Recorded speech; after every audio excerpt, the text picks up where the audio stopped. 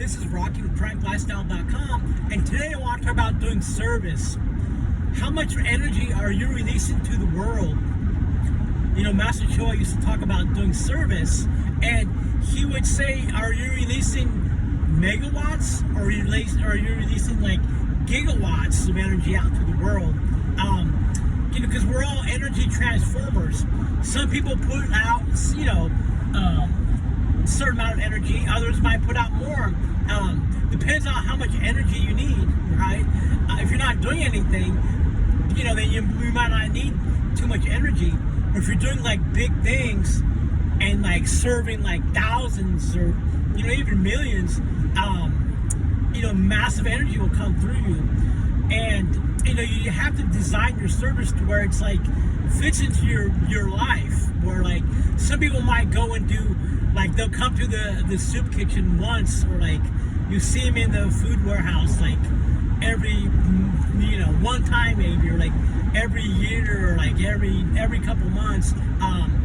But like the people I see that come into the, you know, because I do all kinds of service, and like, you know, each week I try to do actually 3 to 4 different events now.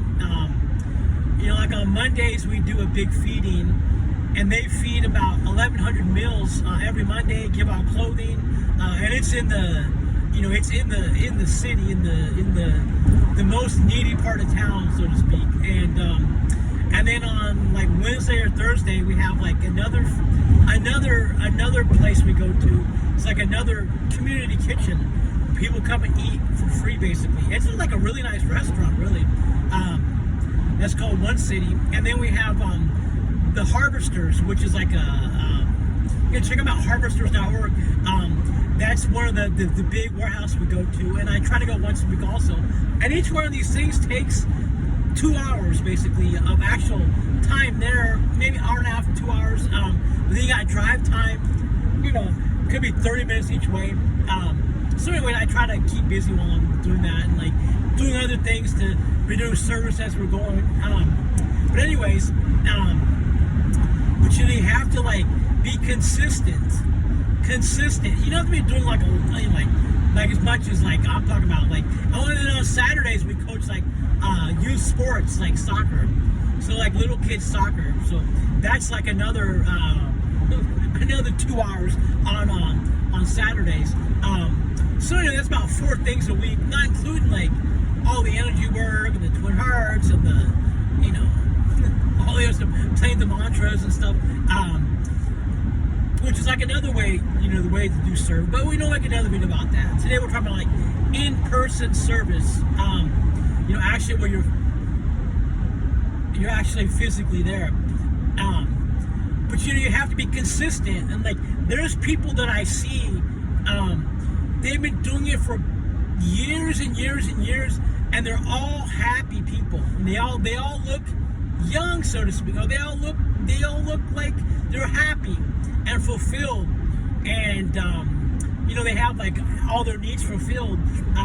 Like one example is this guy, you know, we'll call him Phil. His name is Phil. But you know, like he's been coming to the soup kitchen that I go to on Wednesday for 20 years.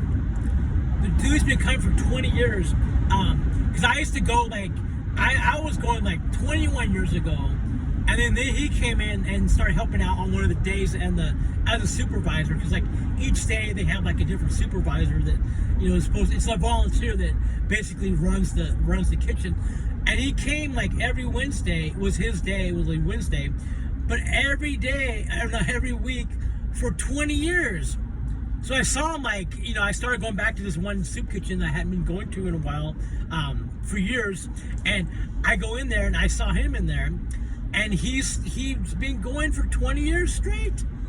And so that's basically, he went like 1,000 times, basically, done like 1,000 feedings, which is a lot.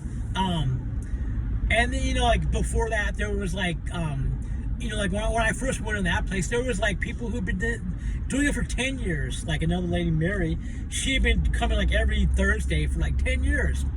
And she looked happy and young, you know, like doesn't like ages. I don't know, I can't make any claim, but like, but you know, the people who do like consistent service for years, because it's like a lifetime thing. It's not like you just do it once.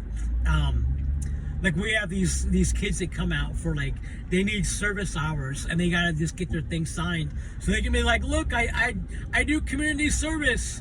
You know, they went like one time, you know, but or like, you know, I don't know if it's called virtue signaling, but you have like big corporations that come down and they're like, oh look, when they want to take pictures and stuff, look, we're coming down, you know, like every couple years or every, you know, once a year, here we are, we're doing service, and like but they might come like once a year. You know, that's just like trying to get like, show people, hey look, you know how good we are, we're doing, you know, we're doing service. But the people who do the most, they don't brag about it. You know, it's all done silently. But yeah, so you just basically have to find a way to do your service and keep doing it like every week, and you'll notice like, you know, things seem to improve because that good karma is coming in.